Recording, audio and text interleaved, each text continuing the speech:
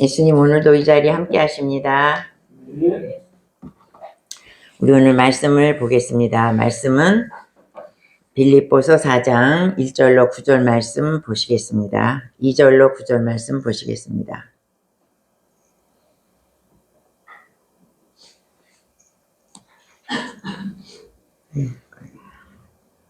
내가 유오디아를 권하고 순두개를 권하노니 주 안에서 같은 마음을 품으라.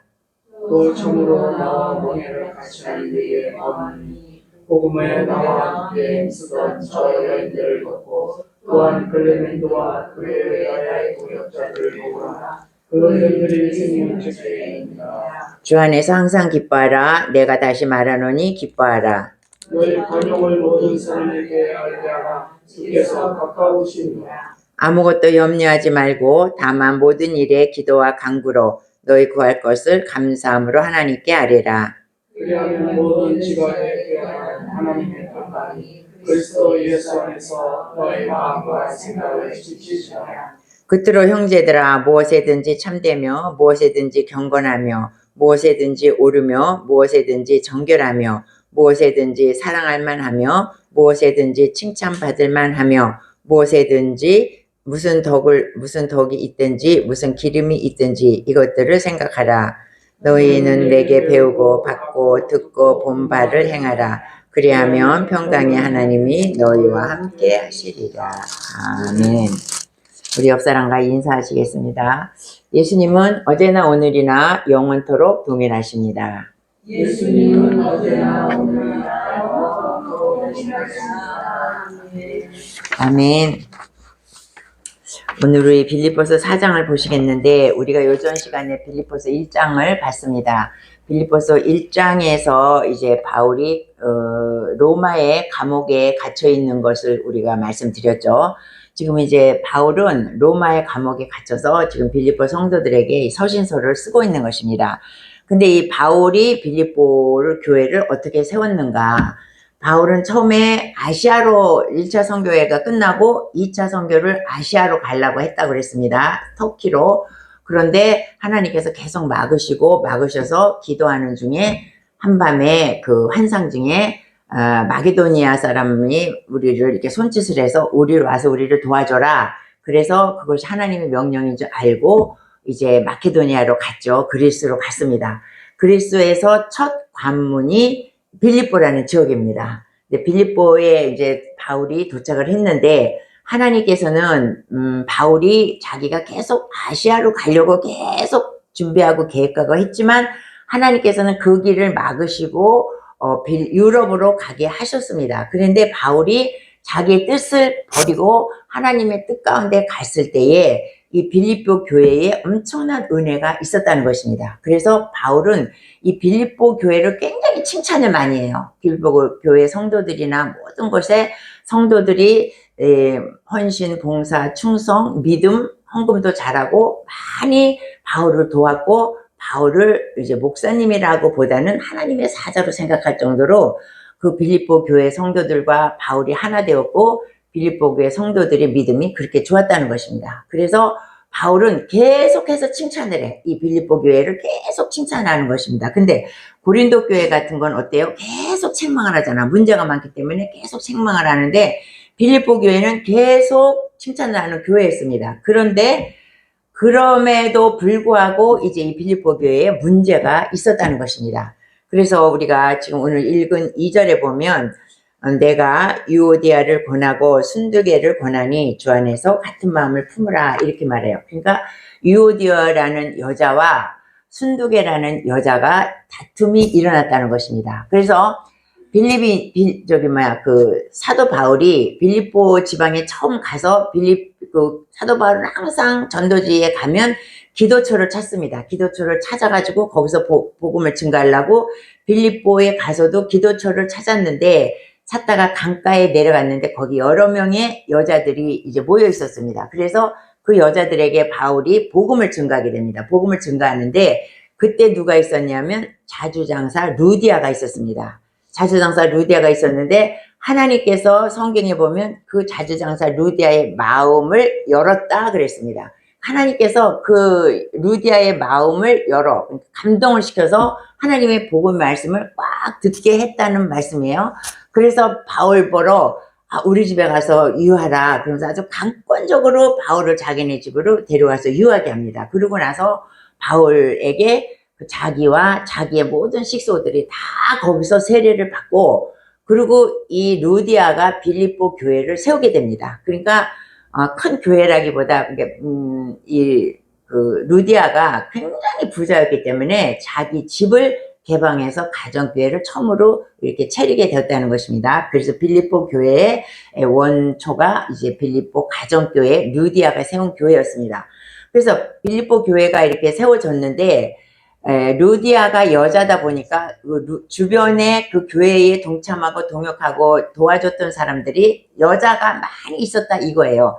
그래서 여자가 많이 있어서 유오디아와 순두계도 아마 그 루디아와 굉장히 친분이 있었던 그 여라고 생각을 합니다. 근데 이제 여자가 교회에 많이 있다는 건 굉장히 좋은 사건 일입니다. 왜냐하면 지금도 교회마다 여자들이 많지 않습니까? 여자가 많으면 여자가 믿음이 들어가면 막 기도하고 해서 남편을 데리고 와. 그리고 권면하고 해서 자녀도 데리고 와. 그러니까 여자가 먼저 믿으면 대부분 다 남편도 오게 되고 자녀들도 오게 된다는 것입니다. 그러니까 여자가 많은 것은 좋은 것입니다, 교회에. 그런데 이제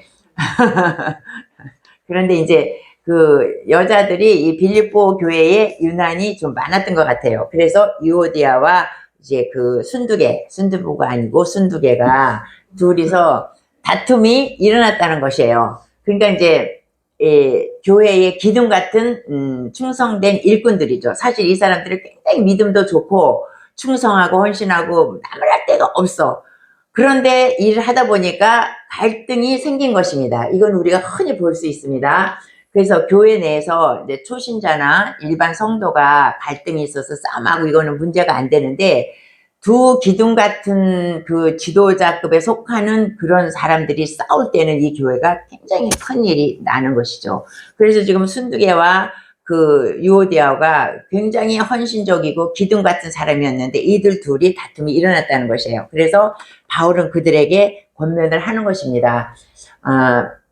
바울은 이제 이렇게 말하죠. 우리가 살다 보면 믿음 좋은 사람도, 목사도 그렇고 장로도 그렇고 뭐 주의 종들도 그렇고 권사나 뭐 이런 사람 다 좋은 사람도 살다 보면 같은 그 공동체 안에서 싸움이 일어날 수 있다는 거예요. 싸움과 다툼과 뭐 어떤 시기와 질투가 이런 것이 다 일어날 수 있다. 왜냐하면 우리가 인간의 몸을 입고 있기 때문에, 또 우리가 이 죄성이 우리에게 남아있기 때문에 우리는 얼마든지 그렇게 다투고 할 수가 있다. 그렇지만 지금 바울이 말하는 것은 뭐예요? 그렇다고 해서 너희가 그런 기질이 있기 때문에 싸우고 다퉈라 이러는 게 아니고 주 안에서 같은 마음을 품으라 이런 것입니다. 그러니까 우리는 다 주 안에 속한 공동체에서 일어나는 일이기 때문에 주 안에 있다 그러면 내가 주 안에 있다는 것이지 않습니까? 그러니까 너희들이 다 주 안에 있어.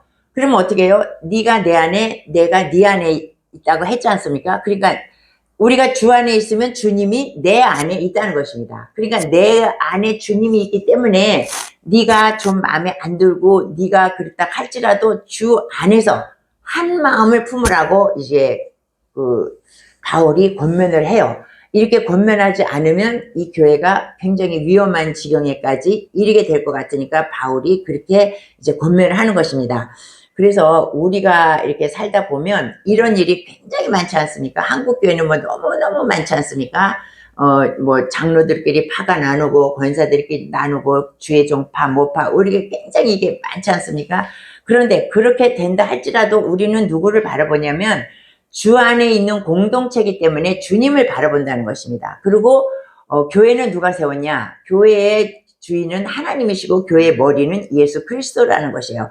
그래 내가 교회에서 나가 어떤 높은 위치에 올라가, 아마 이 사람은 뭐 여전대 회장, 뭐 이 사람은 뭐 그 막 권사 회장, 뭐 이 정도까지 올라갔어. 가서 자기네들끼리 의견이 안 맞으니까 의견을 낮추지 않는 거예요. 자기네들끼리. 근데 우리도 그렇지 않습니까? 내가 이 주장을 내놨어. 이건 내 거 계속 맞아. 이 사람도 계속 맞아. 그러면 이제 다툼이 일어나는 건데 주 안에서 한 마음을 품으라고 말하는 것입니다. 근데 교회는 이렇게 중요한 하나님께서 세우시고 예수님이 머리 되셨기 때문에 너희가 교회에서는 우리에게 말씀하시는 것입니다. 교회에서는 절대 다투지 말아라. 이렇게 말해요. 근데 고린도 교회는 어땠습니까? 고린도 교회는 정말로 말이 많았던, 말썽이 정말 많았던 교회가 고린도 교회입니다. 그래서 고린도 교회는 처음부터 어떻게 해요? 분열을 했잖아. 바울파, 아볼로파, 게바파, 뭐 예수파, 뭐 이래가지고 계속 그 고린도 교회가 세워지자마자 그들이 쌈박질했어. 네파를 갈려가지고. 그런 다음에 또 어떻게 문제가 또 있냐면 바울이 사도가 아니다. 12제자에 속해 있지 않았기 때문에 바울이 사도가 아니다. 또 그거 문제를 삼아. 그런 다음에 또 음행의 문제, 그 고린도 교회가 음란했기 때문에 음행의 문제가 또 많았어. 그런 다음에 또 법정 소송까지 그 사람들은 또 가. 그런 다음에 또 뭐예요? 우상숭배가 극심했던 교회가 또 고린도 교회입니다. 그리고 은사가 많아갖고 은사를 막 무질서하게 사용하고 은사 받은 사람, 안 받은 사람 차별하고 우리 고린도전서 배울 때 이거 다 한 번씩 짚고 넘어갔습니다. 이렇게. 그래서 이렇게 고린도 교회는 이렇게 문제가 많았던 교회인데 나중에 고린도 교회가 변했습니다. 고린도 교회 변했어요. 그것처럼 바울은 뭐냐면 교회에 대해서는 절대로 손을 대지 않았습니다. 그래서 이 교회가 무슨 꼴이냐 그러면서 그 고린도 교회를 무시한다든지 그 고린도 교회를 업신여기다든지 바울은 절대로 그렇게 생각하지 않았다는 거야. 교회는 어쨌든지 하나님이 세우신 교회이기 때문에 그 성도들이 거기서 그렇게 안 좋은 일을 한다 할지라도 바울은 그래도 그 교회를 거룩하게 여겼다는 것입니다.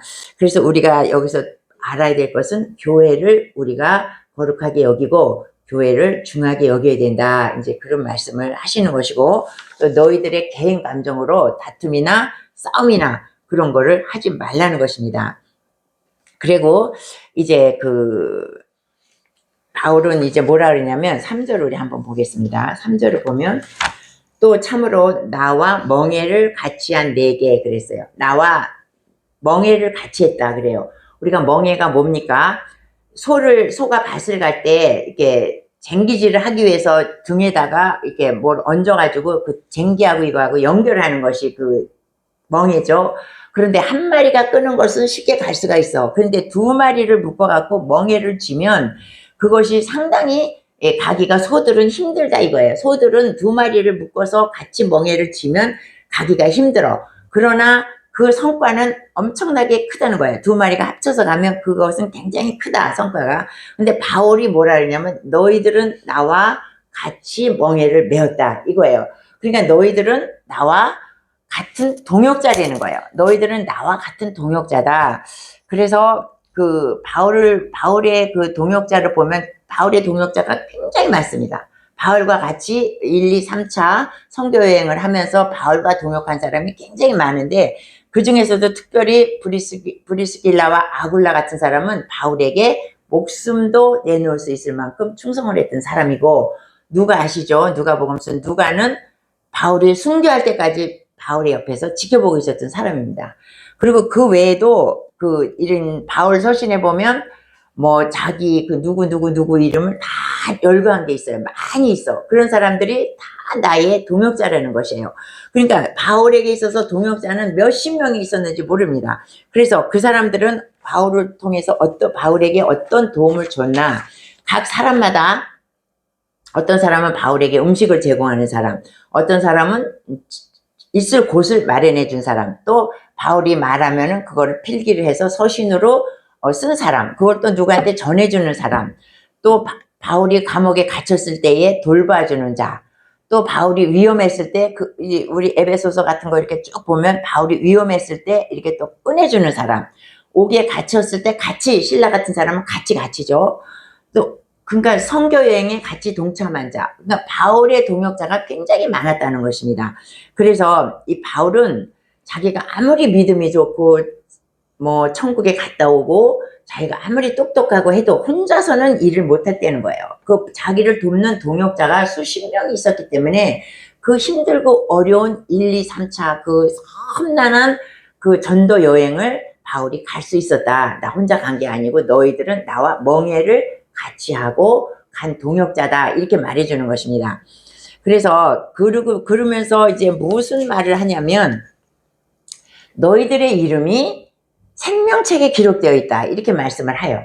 바울이. 그러니까 너희들 동역자들은 다 하나님의 생명책에 기록되어 있다. 그런데 너희들의 이름이 생명책에 기록되어 있는데 너희가 이 땅에서 왜 다투냐 이걸 말하는 거예요. 그러니까 우리들의 이름도 다 생명책에 기록된 줄로 믿습니다. 예, 우리들의 이름은 다 기록되어 있어요. 생명책에. 그러니까 우리의 이름이 생명책에 기록되어 있는데 우리는 그와 같은 삶을 살아야 된다는 거예요. 이 땅에서. 그런데 하나님이 보시기에 생명책에 얘를 이광진이를 적어놨는데 얘가 마음에 안 들어. 그럼 어떻게 지워버리는 거야. 그러니까 모세가 뭐라 그랬어요? 이스라엘 백성들이 하도 속색이니까 하나님이 나 쟤네들 다 이스라엘 백성 다 멸해버리겠다. 하나님이 막 진노하셨죠. 그러니까 모세가 뭐라 그럽니까? 내 이름이 생명책에서 지워질지라도 그 백성들의 죄를 사해달라고 아주 간구하면서 하나님 앞에 기도하지 않습니까? 그 생명책에 자기의 이름이 기록되어 있는데 그것을 없어져서 내 이름이 나는 올라가고 이스라엘 이 많은 몇십만 명이 죽는 것을 나는 원치 않다. 내가 지옥에 갈지라도 이 백성들을 살려달라고 모세가 자기 백성들을 그렇게 사랑하면서 하나님 앞에 간구했던 내용이 신명기에 나오지 않습니까? 출애굽기에. 그러니까 바울은 너희들의 이름이 생명책에 기록되어 있다. 이거를 말씀해주고 있는 것입니다. 그러니까 우리가 생명책에 있으니 우리 한 영혼이 얼마나 귀한 영혼인가를 여러분이 다시 한번 깨달으시기 바랍니다.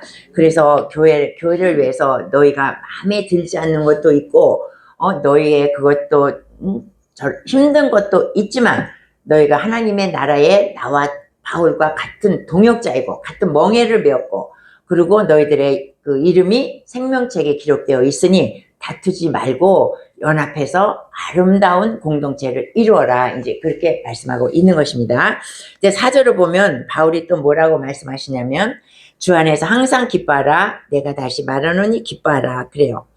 근데 우리가 어떻게 기뻐합니까? 날마다. 그리고 그냥 기뻐하는 게 아니라 항상 기뻐하래. 우리가 어떻게 항상 기뻐합니까? 우리는 항상 안 기뻐. 항상 슬프고 항상 걱정되고 항상 불안하고 초조하고 두렵고 우리의 생활은 거의 그래요. 그냥 기쁠 땐 잠깐 있어. 아니면 뭐 무슨 좋은 일이 있어. 뭐 내 집을 샀어. 뭐 애가 뭐 어디 좋은 데 취직했어. 뭐 내가 병이 났어. 그럼 기쁘죠. 그리고 그 위에는 다 두렵고 슬프고 안 기쁜 우리들이에요. 그런데 바울은 항상 기뻐하라는 거야. 우리가 어떻게 항상 기뻐할 수가 있겠습니까? 근데 바울은 기뻐하라는 것이에요. 그래서 이 바울 서신을 기쁨의 서신, 빌립보서를 기쁨의 서신이라고 그렇게 말하기도 합니다. 그러니까 바울은 이 빌립보서 4장에서 기쁨이라는 단어가 17번이 나와요. 계속 기뻐하라. 계속 우리에게 기쁨을 기뻐하라고 아주 바울이 명령을 하는 것이에요. 기뻐하라. 근데 우리는 명령대로 안 따라. 우리는 항상 슬퍼해. 항상 기분 나쁘고 항상 두렵고 내일 일을 몰라. 우리는 이제 그렇게 살아갑니다. 그러나 하나님은 바울은 항상 기뻐하라고 해. 그런데 왜 이렇게 슬픈 인생을 우리가 사실 인생이 살다 보면 좋은 일보다는 슬픈 일이 훨씬 많은 게 사실이에요. 그런데 우리가 어떻게 항상 기뻐할 수 있는가? 그것은 우리가 구원받았기 때문이라는 것입니다. 구원받았기 때문에 로마서에 보면 우리가 죄와 사망의 법에서 우리가 해방되었다 그랬습니다. 죄와 사망의 마귀의 법에서 우리가 해방되었어. 그러니까 우리가 기쁜 거야. 그래서 우리가 슬픔과 두려움에서 해방되었다는 거예요. 그러니까 우리의 인생은 슬프고 두려운 인생이지만 우리가 죄와 사망의 법에서 해방되었기 때문에 우리의 죄도 우리의 그 두려움도 거기서 해방되었다는 거야. 그러니까 기뻐하라는 거야. 그 구원의 기쁨이 얼마나 기쁜가를 너희가 스스로 깨달아 알으라는 것입니다. 그래서 우리가 1만 달란트 그 탕감 받은 자 비유하시죠. 1만 달란트 탕감이라는 것은 내 인생에 있어서 하나도 쓰지도 않고 먹지도 않고 아무것도 안 하고 벌어도 그 1만 달란트를 벌지를 못하는 어마무시한 조 같은 단위의 그러한 돈이에요. 그런 돈을 우리는 벌 수가 없습니다. 그런데 그런 돈을 우리가 그 빚이 그렇게 있어.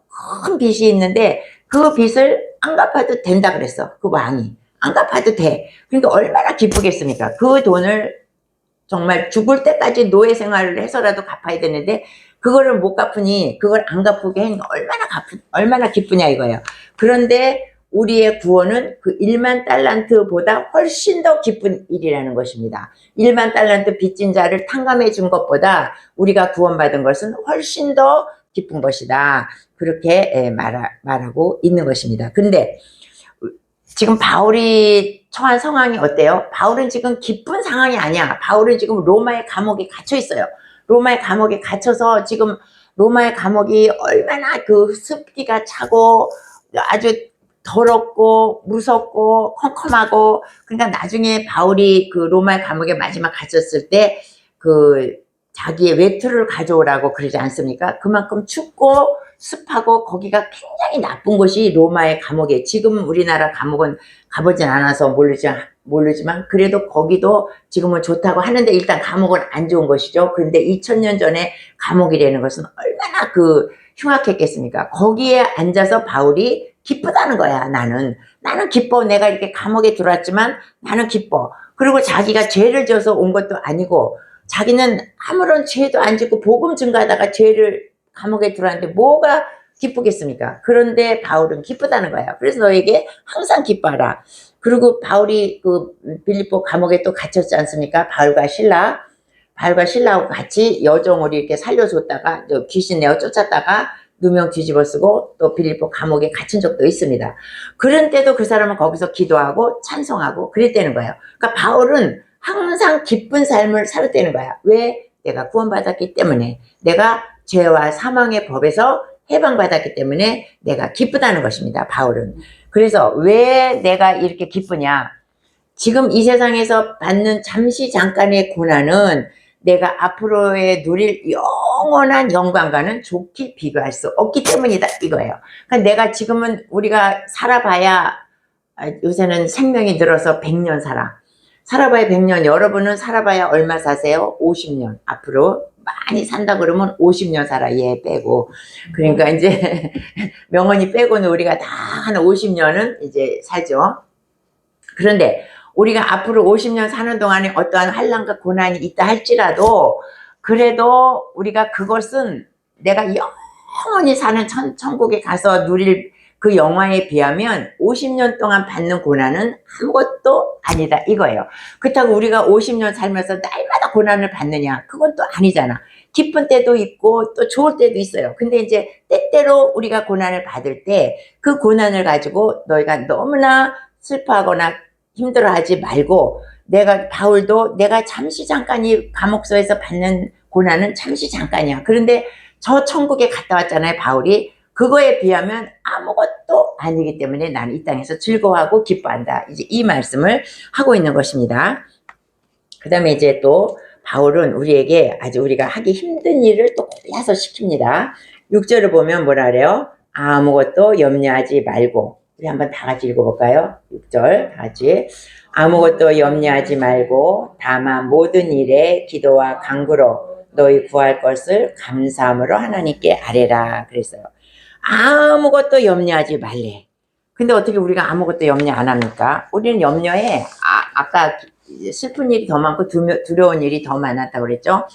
염려할 것 투성이야. 그리고 염려 안 해도 될 것까지 미리 땡겨서 염려 다 해버려 우리는 그렇지 않습니까? 염려 안 해도 되는데 다가오지도 않았어. 그런데 다가올 거를 미리 계산하고 염려를 해. 우리 다 그러지 않습니까? 내가 만약에 암에 걸리면 어떡하나? 내가 만약에 내 애가 어떻게 되면 우리는 이런 걱정 근심이 너무 많다는 거예요. 오지도 않은 걱정을 미리 땡겨서 해. 그런 염려를 이제 하지 말라는 거예요. 그래서 오스왈드 챔버스는 뭐라 그러냐면, 염려하는 것은 하나님의 돌보심에 대한 신뢰의 결핍을 드러내는 것이며 그분에 대한 일종의 무의식적인 모욕이다 그랬어요. 우리가 염려하는 것은 하나님께 대한 모욕이라는 거야. 우리가 애들이 어때요? 애들은 부모만 있으면 아무 걱정이 없어. 얘가 나가서 무슨 쌀 걱정을 해, 밥 걱정을 해, 무슨 뭐 잘 데가 없어서 집이 없어서 무슨 걱정을 해. 아무 걱정을 안 하지 않습니까? 이 애는 부모 품에만 있으면 부모가 다 먹여주고 재워주고 입혀주고 다 해. 우리도 그렇게 하라는 것입니다. 우리가 주 안에 있으니까 주님이 나의 삶을 다 있게 책임져 주신다는 걸 알고 나는 주님 앞에 날마다 감사하며 기도하며 내 할 일, 내 본분에 대한 거 열심히 신앙생활하고 나의 주어진 직장에서 열심히 일하고 나는 그것만 하면 되지 염려까지 하지 말라는 것입니다. 그래서 이제 바울이 마태복음 6장 31절에 뭐라 그러냐면 그러므로 염려하여 이르기를 무엇을 먹을까 무엇을 마실까 무엇을 입을까 염려하지 말라 그랬어요. 근데 우리는 이런 거 다 염려하잖아. 내가 어떻게 살까 다 염려하지 않습니까? 물론 계획 세우고 이러는 건 좋지만 염려하지 말라는 것입니다. 그리고 염려한다고 그 키를 한자나 더 할 수가 있겠는가?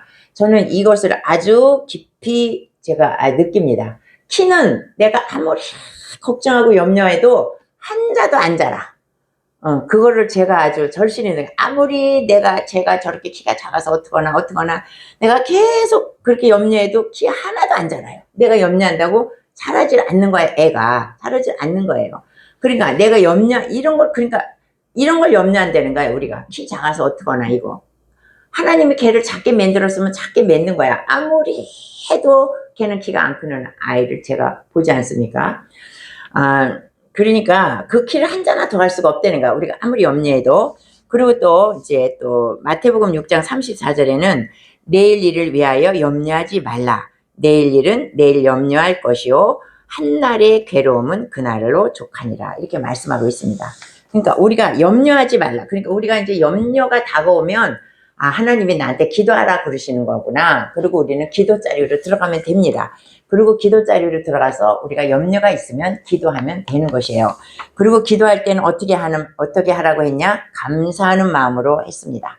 감사하는 마음으로 하라고 했습니다. 기도할 때는 우리가 감사하는 마음으로 기도해.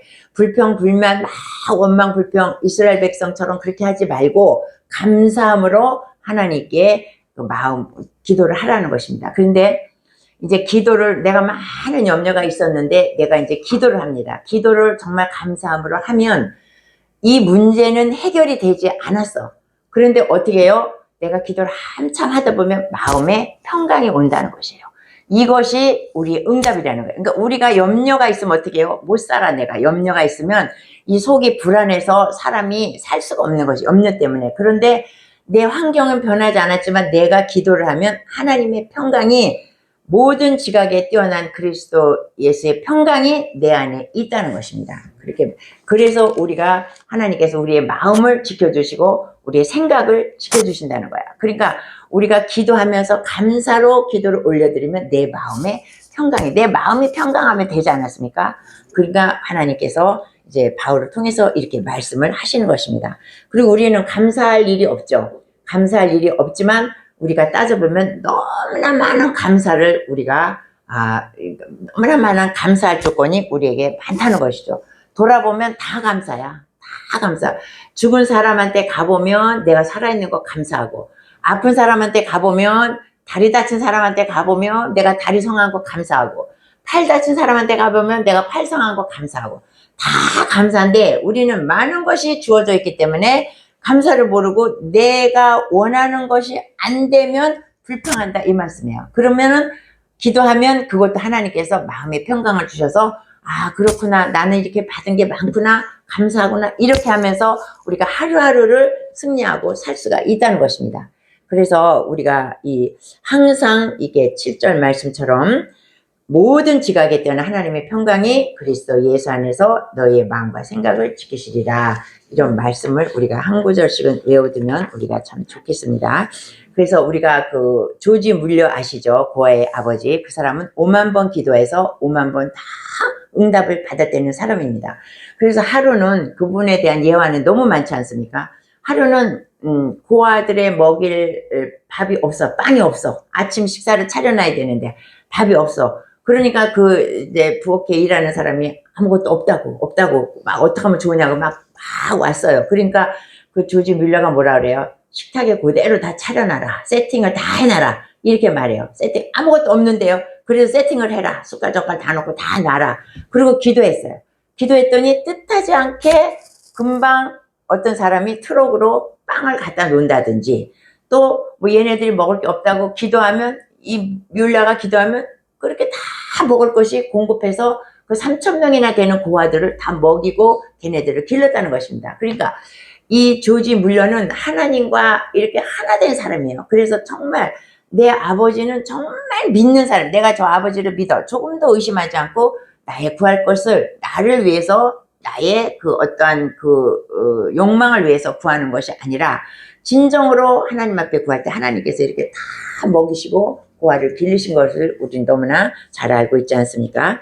그래서 우리가 하나님 앞에 감사함으로 기도하라 이렇게 말씀하고 있는 것입니다. 그래서 오늘 말씀해 보면 바울은 우리에게 너희들 우리 성도들 다 우리 똑같습니다. 주 안에서 같은 마음을 품어라 이 말이에요. 같은 마음을 품어야지 내 생각은 이런데 제 생각은 이런데 부딪히지 말라는 거야. 그래서 내 생각이 이래도 내려놓을 줄도 알고 내가 제일이야 이런 것을 버리고 주 안에서 하나님이 내 안에 계시니까 주 안에서 같은 마음을 품으라 이렇게 말하고 계시고 또 주 안에서 항상 기뻐하라. 그리고 염려하지 말라. 이것을 빌립보서 4장에서 특별히 우리에게 전달하고 있는 것입니다. 우리 교회, 우리 갈보리 교회 성도님들은 다 이런 삶을 사시는 여러분들이 되시기를 예수님의 이름으로 축원합니다. 아멘.